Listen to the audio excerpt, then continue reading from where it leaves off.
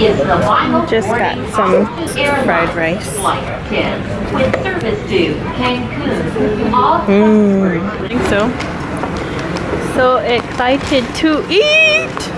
Today I have cabbage with bok choy and Korean beef with rice noodle, and then underneath is tahini kale and potato. And I have Health Aid Kombucha Cayenne Cleanse. No. She's too precious for this world. The last time you see her alive? She's too precious for this world. Sweet baby. Sweetheart. Mom. Sweetie. Sweetie.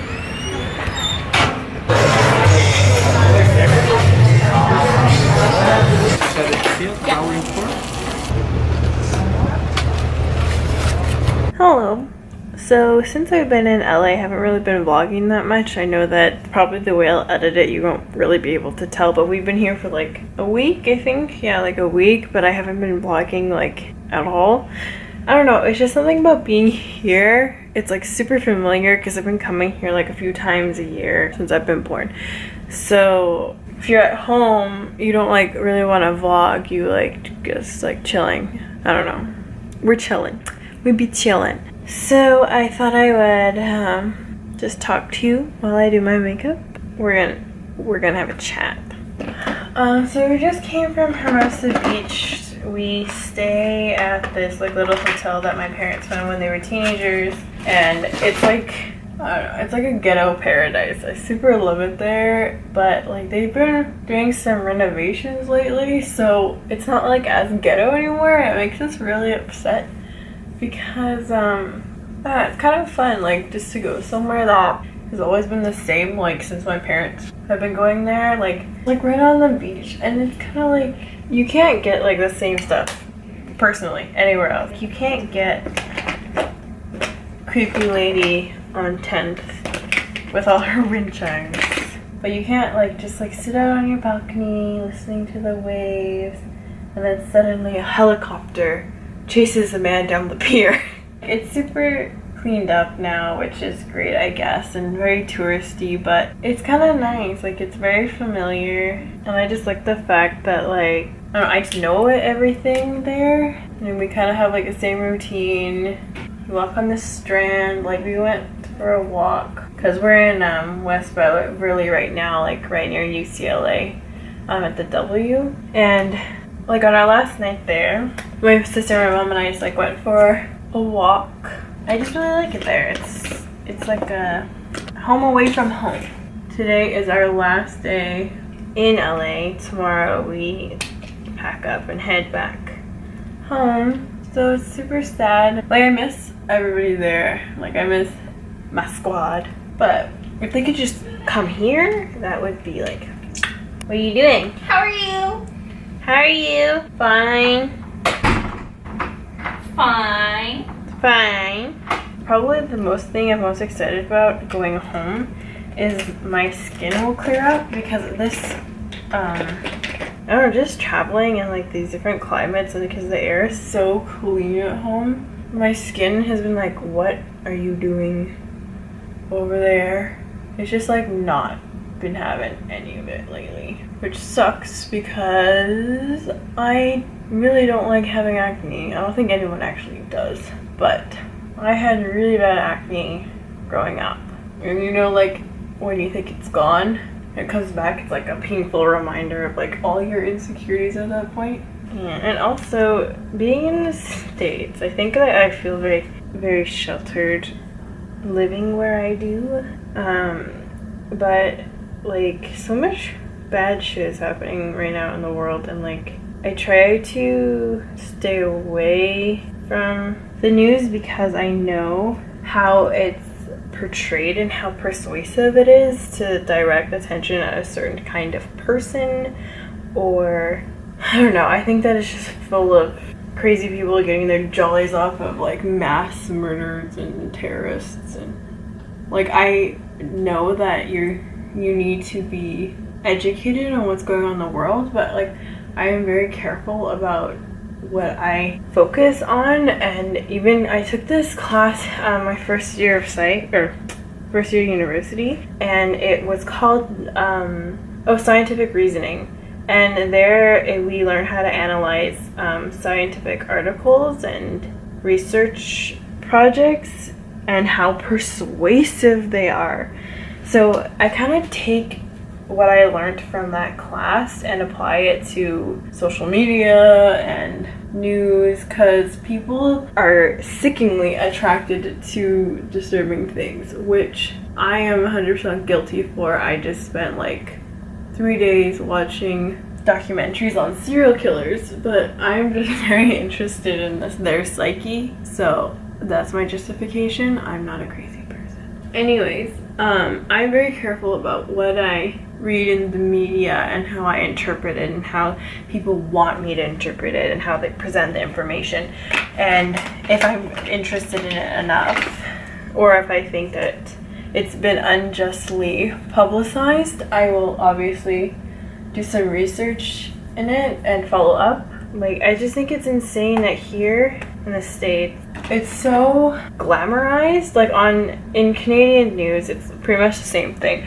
But I guess we either have less crime or we try to like hide it, because we just don't want anyone to think that Canada has bad sides or anything, especially where I live. It's like, no, everything's fine, like everything's great. But honestly, I can't get over, I was in New York for 4th of July, and my mom said to me, if we don't go outside, if we let ourselves be afraid, they win. So as scary as it is, like, we had to go outside on 4th of July. So yeah, we didn't really do much, and we kind of stayed in Chelsea, and just had a really nice dinner and stuff like that. And I thought it was really disturbing that I couldn't tell if there were fireworks going on or if they were gunshots. And I later found out that the news said only 33 and counting people had died in New York City for over the weekend. I'm like, only 33 people. I'm like, that's a lot of freaking people that just died over a weekend. Like, we probably get that much where I live in like a year. So I obviously feel very privileged, but I think it's so sad that it's so normal to just be like, oh yeah, don't worry, like only 33 people died. Like, that's a lot of people. And then we were going to actually the 9/11 memorial, and we're sitting there on this like tour bus, and then suddenly traffic stops, and I'm like, what the hell is happening? And I was scared because like we're in the middle of Times Square and all this stuff is going on, and all the protests are going on about Black Lives Matter, and their shooting in Dallas happened in the morning, and I was scared because we were in such a high targeted area, and I was like, why is all the traffic stopped? And although like if you've been to New York, now that I have, I understand that traffic stops anyways, but like dead stopped. Like, nobody was moving, nobody was honking, and that was weird. And suddenly these people came flooding from in between the cars and screaming and screaming and screaming. And if you follow me on Instagram, which is weird to say, but if you follow me on Instagram, I made a post about this. But they were so peaceful. Like, I thought they would be angry, which they were, but they were channeling their anger into more passion, not so much destruction. So they were very, very passionate. They weren't hitting cars, they weren't hurting people. There was officers on either side of the streets making sure that everything was okay, which sucks for police because I know that they're taking a lot of lash right now. And as much as I agree with their cause, not the police's cause, the Black Lives Matter cause and the police brutality causes, not every cop is bad, and I know the people participating in this protest know that. But on the police end, they either do nothing and step aside and let the protesters do their thing, but if it gets out of hand, if they don't do anything, then they get heat.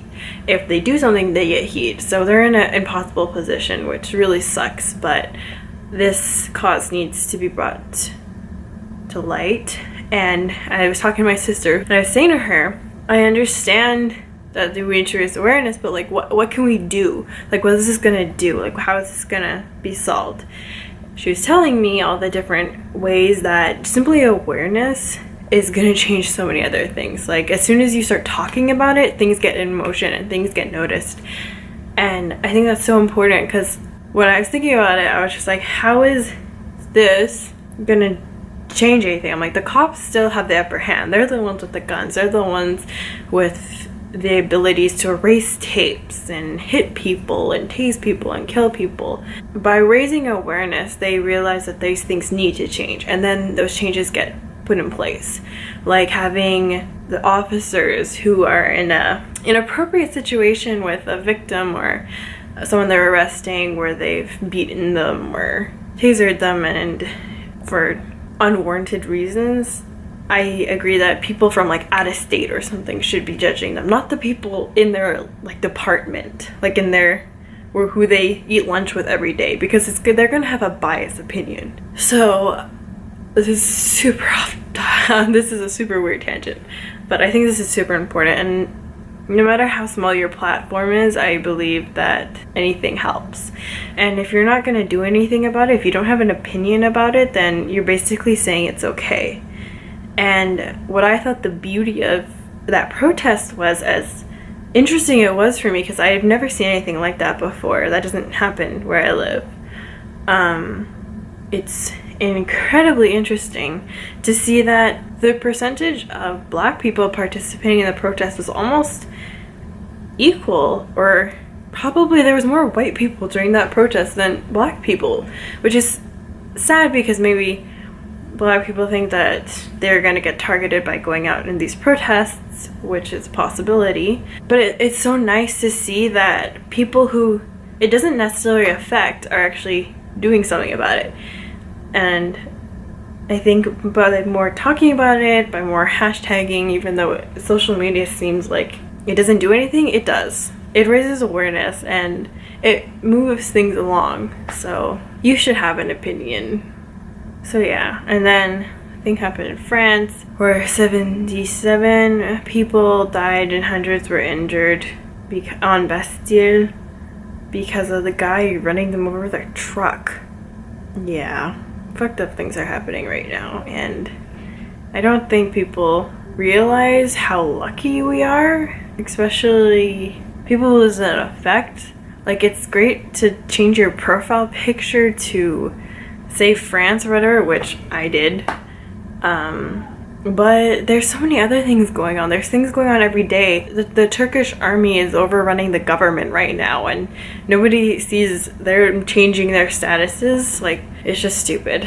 You shouldn't pick and choose what you decide to support based on what's popular. You should constantly be aware of what's going on in the world, because it will affect you one day.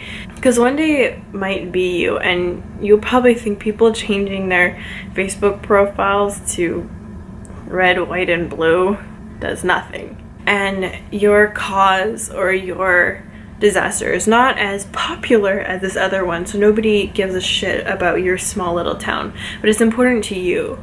So it's important to just constantly be aware of what's going on and not be ignorant to these things and not say you don't have an opinion.